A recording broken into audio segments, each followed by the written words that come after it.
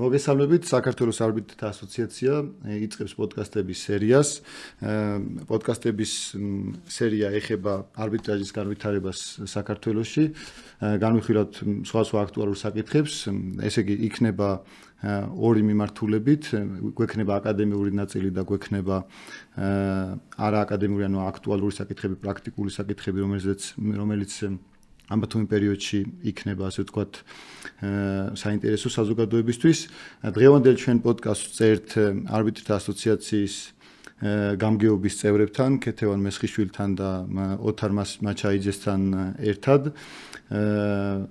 ჩვენი პოდკასტის დღევანდელი პოდკასტის სპონსორია იურიდიული ფირმა BLC, რომელიც 25 წელია ოპერირებს ბაზარზე. ეს არის საპილოტო ვერსია პოდკასტის, ამიტომ გთხოვთ რომ გამოიწეროთ ჩვენი არხი, დაალაიქოთ და ელოდეთ საინტერესო სიახლეებს ჩვენი არხებიდან, როგორც Facebook-იდან, YouTube-იდან და ასევე Spotify-ის პლატფორმიდან.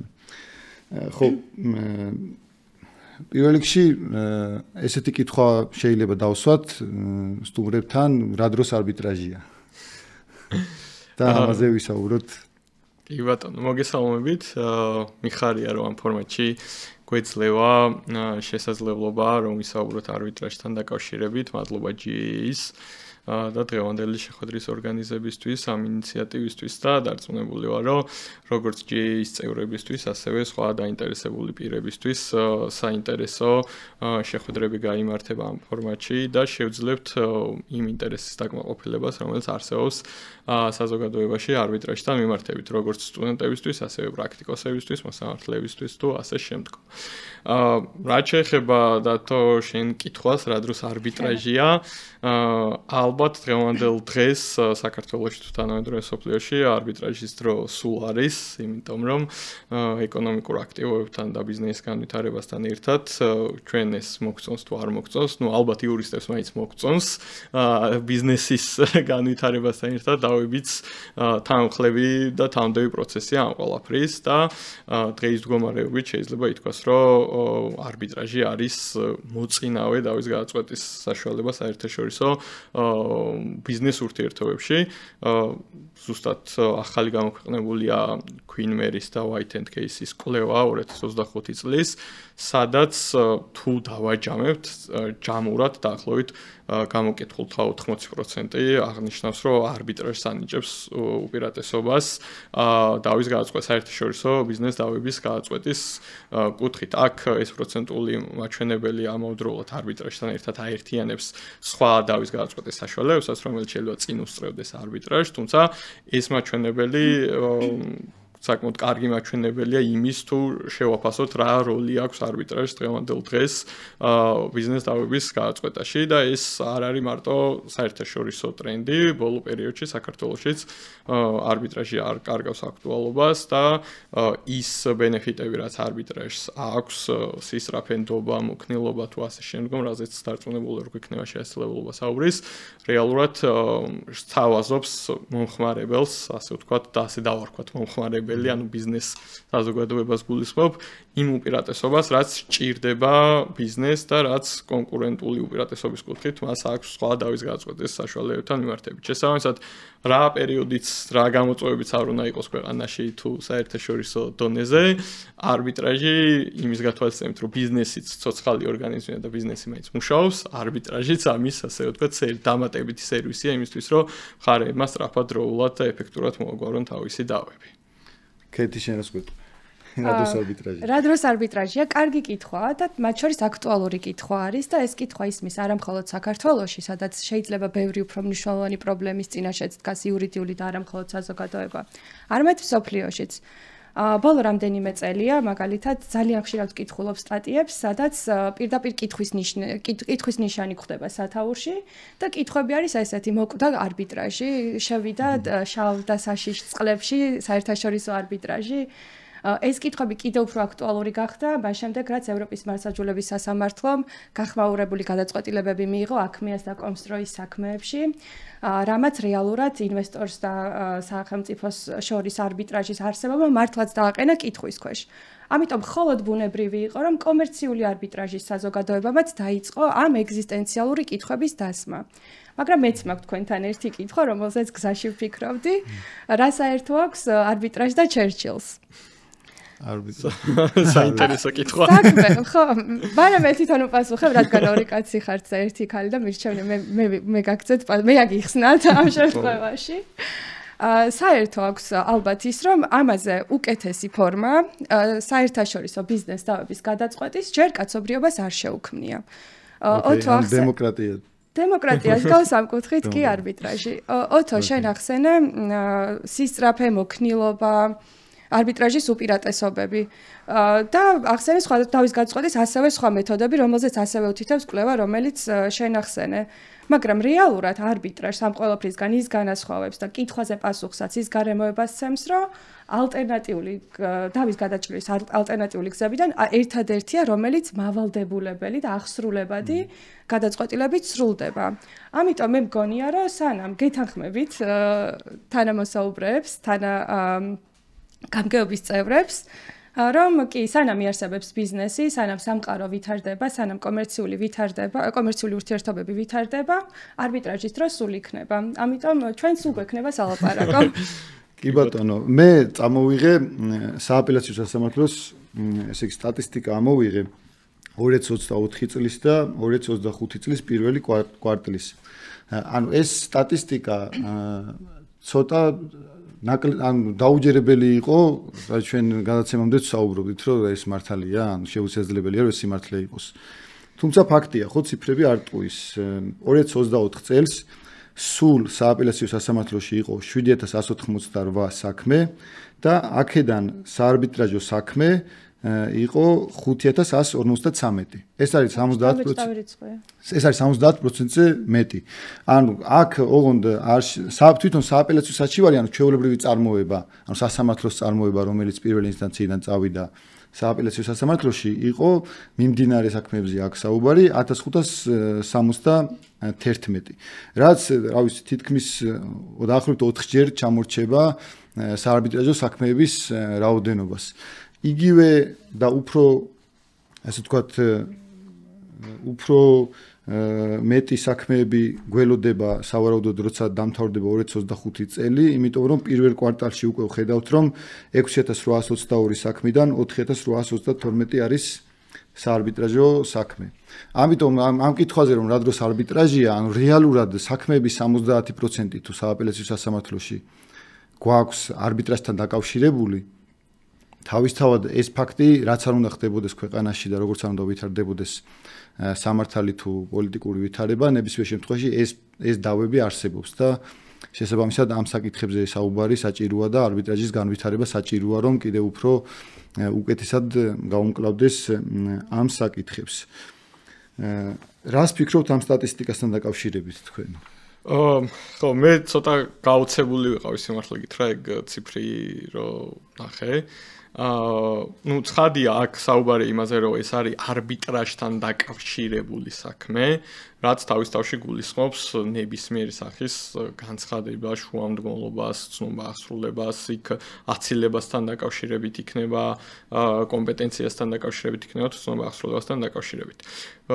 და თან საინტერესოა რომ სააპელაციო სასამართლოები ცნობა აღსრულების ნაწილში მხოლოდ ადგილობრივ არბიტრაჟის მიერ მიღებულ გადაწყვეტილებას განიხილავენ, ხო? ანუ ყველაფერი სააპელაციო სასამართლოში არ ხდება, ასე რომ ვთქვათ, და ნაწილი კიდევ გვაქვს უზენაეს სასამართლოში.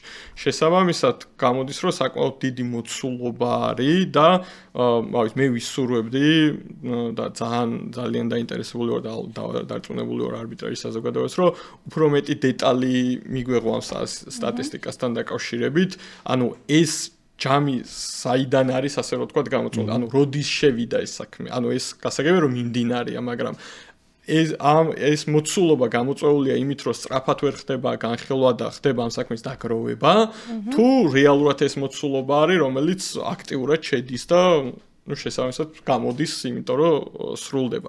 ხა თუ ეს არის რაღაცა წლების განმავლობაში ნაგროვების საქმეები, კარგია რომ საბოლოო ჯამში მაინც ბევრი დიდი ციფრია, თუმცა ცხადია საბოლოო ჯამში არბიტრაჟის ეფექტურობის თვალსაზრისით პირიქით შეიძლება ნეგატიურ მაჩვენებელს სხვა საქმეებიც, ანუ ჩვეულებრივი საქმეებიც ხო იგივე პარამეტრით არის შეფასებული, ანუ ისიც ნაგროვები შეიძლება იყოს.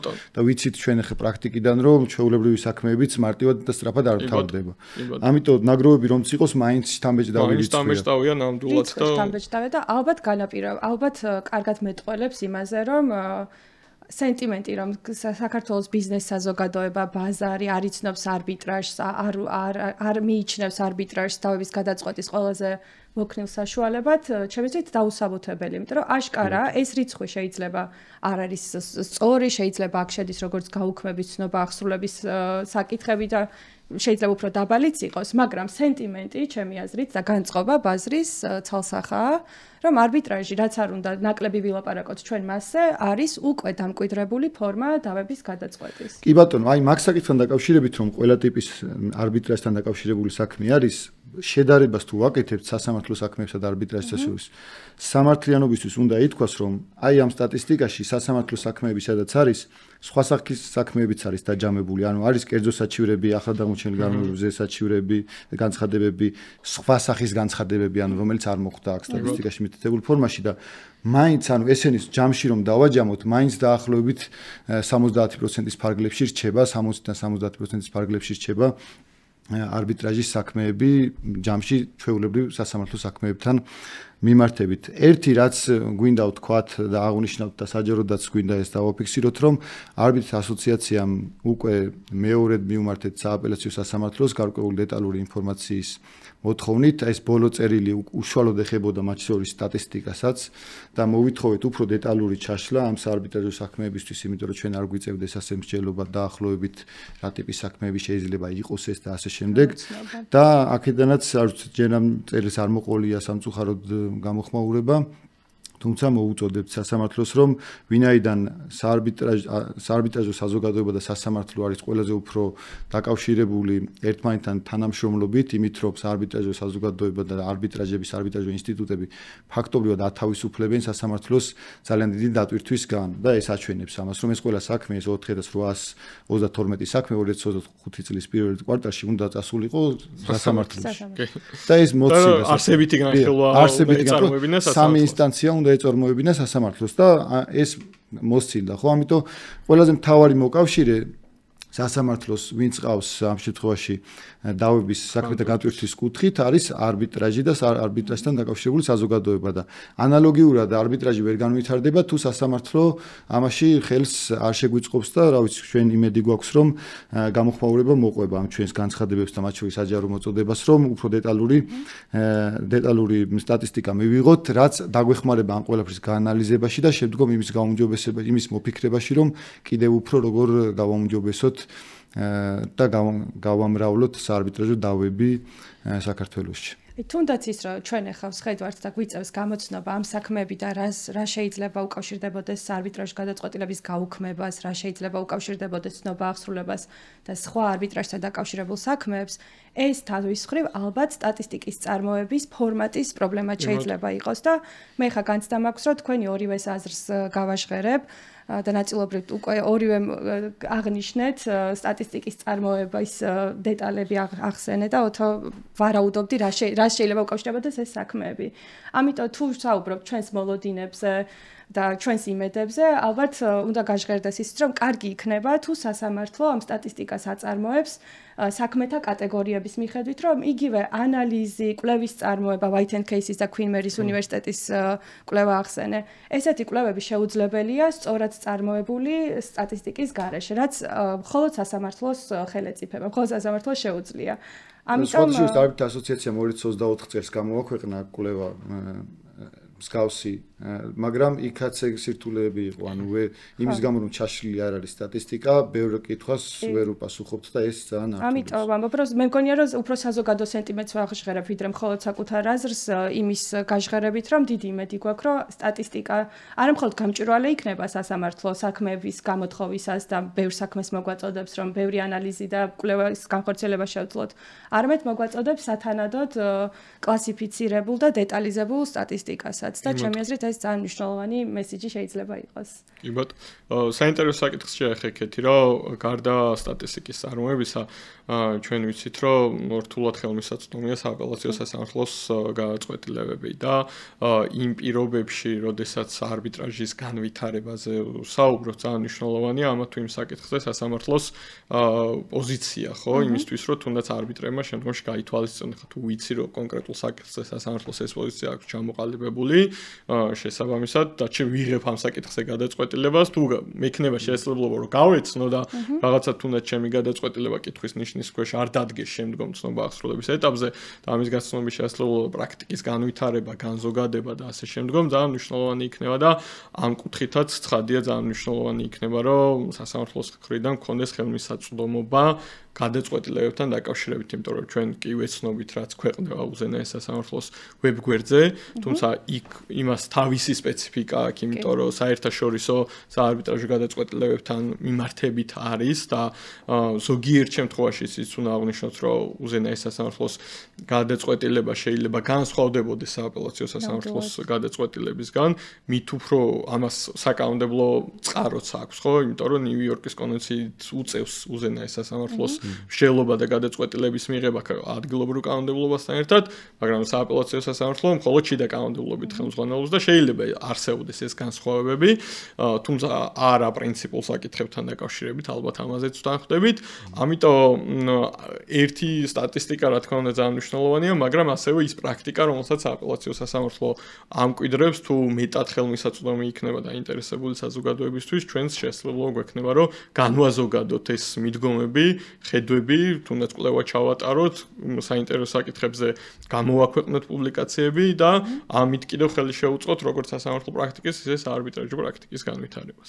კი ბატონო, აი ასოციაცია მაგ მიმართულებითაც მუშაობს, ოთო, კარგ საკითხს შეეხე, იმიტომ რომ ჩვენ სტატისტიკასთან ერთად სასამართლოს მოვთხოვეთ გადაწყვეტილებების გასაჯაროებას, ისე თუნდაც ისე როგორც უზენაესი აკეთებს ამას, ანუ ვიცით ყველამ რომ უზენაესში დასტრიხული ფორმით ირთება გადაწყვეტილებები და ჩვენთვის ესეც მისაღები ფორმა არის, თავარია შინაარსი მაინც იყოს ხელმისაწვდომი, რომ ნახოთ რა მიმართულებით მიდის, რატომ კმაყოფილდება ან არა კმაყოფილდება ცნობა აღსრულების შესახებ შუამდგომლობები მაგალითისთვის. კი ბატონო. ჩემი აზრით დისკუსია, საჯაროება და გამჭვირვალობა სასამართლოსთვისაც მნიშვნელოვანი, არა მხოლოდ ჩვენთვის, როგორც თითქოს მეორე მხრიდან საუბრობთ, არა. მე ვფიქრობ, რომ სასამართლოსთვისაც სასარგებლო იქნება ის საჯარო, თუნდაც კრიტიკული გამოხმაურება, რაც მოყვება მის მიერ ჩვენთვის და ყველა დაინტერესებული რეალურად ხარისთვის საქმეების გასაჯაროებას. ამიტომ მეც უერთდები თქვენს მოწოდებას მეტი საჯაროებისკენ და მეტი ღიაობისკენ. მით უმეტეს ერთ საკითხად შევეხებით, რომ არბიტრაჟი არ არის ის სფერო, სადაც რაღაცა ერთი მიდგომა არის ჩამოყალიბებული, ხო, ანუ ყოველდღიურად ვითარდება, იცვლება და რაღაც სხვადასხვა ტიპის გადაწყვეტილებები არის, მათ შორის საერთაშორისო დონეზე, მათ შორის სასამართლოს მიდგომებიც კი იცვლება. შესაბამისად, ამ ყველაფრის გაზიარების, დისკუსიის და რაღაც ამ ფორმატში განხილვის გარეშე შეუძლებელი არის, რომ წინ წავიდეთ და რაღაცის განვითარებაზე ვისაუბროთ. ამიტომ კრიტიკულად მნიშვნელოვანი ეს არ არის რაღაცა, რომ ისე არის და ესე წყდება ეს საკითხი. ანუ ყოველდღიურად იცვლება, ვითარდება, იხვეწება და ამას სჭირდება სათანადო ღიაობა, დისკუსია, განხილვა და რაღაც საკითხებზე შეჯერება. კიდე როდესაც საუბრობთ არბიტრაჟისადმი მეგობრულ იურისდიქციაზე და ამ კუთხით იყოფა სხვადასხვა ქვეყნები და იურისდიქციები და როდესაც ადამიანები საერთაშორისო არბიტრაჟზე საუბრობენ, ქვეყანას მათ შორის ამ კუთხითაც აფასებენ. ამიტომ საქართველოს ამბიცია, თუნდაც კანონმდებლობაში განხორციელებული ცვლილებები განმარტებით ბარად თუ ჩავხედავთ, საქართველოს აქვს ამბიცია, რომ ამ კუთხითაც გარკვეული პროგრესი მოხდეს ქვეყანაში. ამიტომ როდესაც საუბრობთ არბიტრაჟისადმი მეგობრული იურისდიქციის ჩამოყალიბებაზე, ჩვენ ავტომატურად ვსაუბრობთ სასამართლოზე, რომელიც მხარდამჭერია არბიტრაჟის და ეს მხარდაჭერა მათ შორის გამოვლინდება ამ გადაწყვეტილებების გასაჯაროებაში და ამას სიტყვაში და ეს რესურსია სასამართლოსთვისაც, მით უმეტეს 1000-ობით საქმე ქონიათ, როგორც დათომ გითხრა, მაგრამ კი სხვანაირად მე მიმაჩნია, რომ არბიტრაჟისადმი მეგობრული იურისდიქციის რეპუტაცია ვერ და არც უნდა ჩამოყალიბდეს სამართლიანი იქნება. სხვათა შორის რეგიონში სხვა ქვეყნებს რომ შევადაროთ, ჩვენ უახლოეს მეზობელ ქვეყნებს, მაგალითად სომხეთს და აზერბაიჯანს, ისინი მხოლოდ ახლა აი შარშან წელს ახლა იწყებენ გარკვეული საკანონმდებლო თუ სხვა რესურსების კუთხით ინფრასტრუქტურის მშენებლობას, ანუ შექმნას აზერბაიჯანმა სულ ახლახანს მიიღო არბიტრაჟის შესახებ ახალი კანონი, სულ ახლახანს ჰქონდათ პირველი არბიტრაჟის დღეები შარშან, სომხეთიც ახლა იდგამს ფეხს და ეხლა აფუძნებენ ინსტიტუტს და ავითარებენ ასე შემდეგ. ჩვენ ამ მიმართულებით დაახლოებით 10-12 წლით წინ ვართ, ანუ უკვე გვაქვს მთელი რიგი ინფრასტრუქტურა, ასე ვთქვათ, კანონი არის საკმაოდ კარგი, არის მოდელურ კანონზე დაფუძნებული. ნიუ-იორკის კონვენციის წევრები ვართ უკვე დიდი ხანია და სასამართლოში, უზენაეს სასამართლოში მეტნაკლებად პრაქტიკა შესაბამისია საერთაშორისო პრაქტიკასთან, ეს ამიტომ არის კარგი მათ შორის, რომ გვაქვს საშუალება რომ ნახოთ. შევადაროთ უზენაეს სასამართლოს გაწყვეტილებები, აი აპელაციასთან დაკავშირებით ეს ამ პრობლემებს ვაწყდებით. ამიტომ თუ გვინდა რომ ასე ვთქვათ, ეს ხშირად გსმენიათ ალბათ რომ საქართველოს გახდეს არბიტრაჟის ჰაბი და ასე შემდეგ, რეგიონალური ჰაბი, ამის რესურსი ფაქტობრივად არსებობს, თუმცა აი რაზეც ვსაუბრობთ, ეგ საკითხები არის გადასაჭრელი, რომ სასამართლოს მიმართ სანდოობა ასე ვთქვათ გაღრმავდეს და საზოგადოებისთვის მოსალოდნელი იყოს გადაწყვეტილებები, რაც სასამართლომ შეიძლება მიიღოს ამ თუ იმ საკითხთან დაკავშირებით. ძალიან მოკლედ მინდა რომ ამაზე დავამატო. ცვლილებები საკანონმდებლო ცვლილებები ახსენე, რომელიც მეზობელ ქვეყნებში განხორციელდა და ჩემი აზრით, რასაც ვკითხულობ ხოლმე საერთაშორისო არბიტრაჟო ამბებს, ყოველდღიურად ყავასთან და ამ ამბებთან ერთად ვიწყებ, როგორც ალბათ თქვენ. ხო, უფრო სერიოზულად რომ გავაგრძელო, დიდი ტალღა იყო ჩემი აზრით საარბიტრაჟო საკანონმდებლო ნორმების განახლების არა მხოლოდ მეზობელ ქვეყნებში, არამედ განვითარებული იურისდიქციის ქვეყნებში. აი ინგლისის საარბიტრაჟო აქტი მახსენდება და ის დისკუსიები, რითაც დაკავებული იყო, მოცული იყო საარბიტრაჟო საზოგადოება. და იგივე Queenways და White and Case-ის ბოლო კვლევას რო ჩავხედოთ, ნახავთ, რომ საარბიტრაჟო განხილვის ადგილებს შორის, ანუ ქალაქებს, როგორც საარბიტრაჟო ცენტრებს შორის არის უდიდესი კონკურენცია. ეს ბევრ ამაზე მიანიშნებს, მაგრამ ალბათ პირველ რიგში იმაზეც, რომ ქვეყნისთვის ეს არის მომგებიანი ინდუსტრია. ამიტომ ქვეყნის ინტერესიც არის, რომ ეს ინდუსტრია იყოს განვითარებული. და ეს კვლევა ასევე გვანახებს, რომ თითქოს, როდესაც ვსაუბრობთ არბიტრაჟზე, აი მარტივი ერთმანეთს რო ჩავატაროთ კვლევა, რომელი ადგილი გაგახსენდება როგორც ყველაზე პოპულარული? პირველ ადგილზე, ლონდონი, პარიზი. ასევე სინგაპური.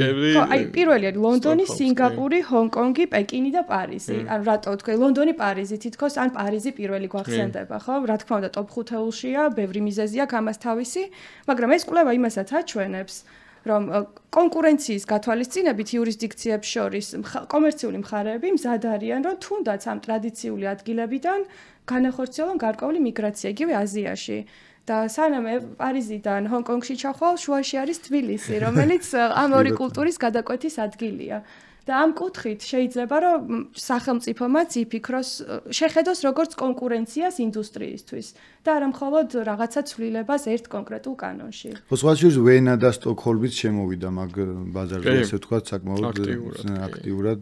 თუმცა ჯერჯერობით ლონდონს და პარიზს კონკურენციას. აი 5-ელს იწყებს ლონდონი და ასრულებს პარიზი, მაგრამ ის რომ შუაში სამი აზიური ადგილია არბიტრაჟის განხილვის, ეს ნიშნავს, რომ კომერციული საზოგადოება, რომელიც ალბათ არის კიდევაც დამკვეთი, შეიძლება ცუდი კითხვა, ცუდი ტერმინია, მაგრამ არბიტრაჟის დამკვეთი, ის მზად არის სიახლეებისთვის და ჩვენი მხრივ ალბათ მზად უნდა ვიყოთ ესეთ კარგი საარბიტრაჟო ბაზისთვის და კარგი სასამართლოსთვის, რომელიც ამ ბაზას მერე პრაქტიკაში აღწევს კიდევ უფრო დიდ მნიშვნელობას. ბოდიში ჩაგეჭერი, მაგრამ ძალიან მინდოდა რომ ხო, არა, საკანონმდებლო ბაზის თვალსაზრისით ცალსახად შეგვიძლია ვთქვათ, რომ მაგ ნაწილში ყველაზე ნაკლები პრობლემა გვაქვს რეალურად არბიტრაჟის განვითარების კუთხით. შეიძლება ბევრ პრობლემაზე ვისაუბროთ, როგორც თვითონ საარბიტრაჟო ინსტიტუტებთან მიმართებით ისე სასამართლო პრაქტიკის კუთხით, მაგრამ კანონმდებლობის დონეზე ცხადია, მათ შორის მასაც აღნიშნავ, რომ GA-ის მომზადებული აქვს საკანონმდებლო ცვლილების პაკეტი, კიდევ უფრო დახვეწისთვის, კიდევ უფრო დაახლოებისთვის და ასე შემდგომ, მაგრამ ძირითადი ბაზისი რაც არის, როგორც დათომ აღნიშნა, მოდელურ კანონს ეფუძნება ჩვენი კანონი და შესაბამისად ამ კუთხით მისი სწორად განმარტების ინტერპრეტაციის და აღსრულების შემთხვევაში ნამდვილად შეგვიძლია ვთქვათ, რომ საკანონმდებლო ბაზა ნამდვილად შეესაბამება საერთაშორისო სტანდარტებს, რასაც ჭირდება სათანადო გამოყენება. კი ბატონო, აქვე უნდა ვახსენოთ GAA-ის როლიც, იმიტომ რომ GAA-მ შეიმუშავა ეთიკის კოდექსი და ეს უკვე პრაქტიკაში მუშაობს, ამიტომ არბიტრაჟი საქართველოშიც უკვე გახდა ერთგვარი თვითრეგულირებადი პროფესია, რომელიც უზრუნველყოფს მათ შორის ხარისხს. და ხარისხს არა მხოლოდ ეთიკის მიმართულებით, არამედ პროფესიული განვითარების და ამ განვითარების შენარჩუნების მიმართულებითაც, ანუ GAA მოგეხსენებათ აკეთებს ალბეთ და აკრედიტაციას და ამის შემდგომ ეხა უკვე ვიწყებთ და უნდა დავნერგოთ განგრძობითი განათლება, რაც უზრუნველყოფს იმას, რომ არბიტრები დარჩნენ ყოველთვის, ასე ვთქვათ, იყვნენ აქტუალური საკითხების საქმის კურსში და მიადევნონ თვალი რა ხდება მსოფლიოს მასშტაბით თუ საქართველოში, როგორც სასამართლო პრაქტიკის განვითარების კუთხით, ისე არბიტრაჟში არსებული ცვლილებების კუთხით. მადლობა მეგობრებო, ამით ეს პირველი ნაწილი დავასრულოთ. კიდევ ერთხელ შეგახსენებთ, რომ გთხოვთ გამოიწეროთ ჩვენი გვერდი და დაალაიქოთ ვიდეო და ვთქვათ, გვადევნეთ თვალი ჩვენს ამ ზემოთ ნახსენებ პლატფორმებზე, YouTube-ზე, Facebook-ზე და Spotify-ზე. დაგვიწერონ მოსაზრებები, იმიტომ რომ შეიძლება მაყურებელი დაგვეთანხმა, შეიძლება არ დაგვეთანხმა, შეიძლება ბევრი რაღაც გამოგვრჩა, ამიტომ ყველანაირ დისკუსიას ჩვენ წავიკითხავთ მივესალმებით და შეძლებს დაგვარეთ პასუხსაც გავცემთ ალბათ, ხო? კი ბატონო, მადლობა. მადლობა.